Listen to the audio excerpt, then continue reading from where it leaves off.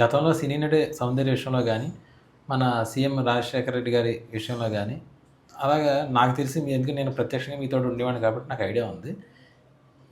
వాళ్ళ యొక్క ప్రమాదాలని ఎలా మీరు చెప్పగలిగారు ఈళ్ళు ఇంకా కష్టమని?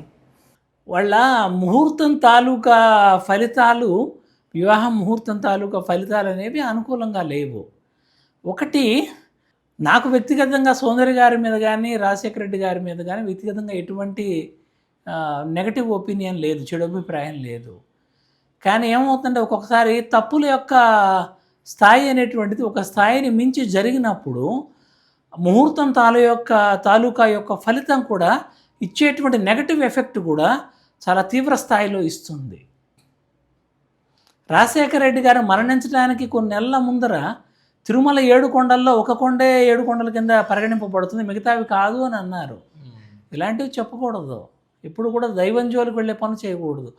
కోర్స్ రాజశేఖర రెడ్డి గారు మంచి పనులు చేయలేదా, గొప్ప మనిషి కదంటే చాలా గొప్పవాడు ఆయన. అనేక మంది పేదలకి, మీకు కూడా తెలుసు, ఆయనకి పార్టీలకు అతీతంగా అభిమానులు ఉంటారు. ఆయనకి అభిమానులు ఉన్నారు, ఆయన మేలు చేశారు కదా. అలాగే సౌందర్య గారు కొన్ని మంచి పనులు చేసి ఉండొచ్చు.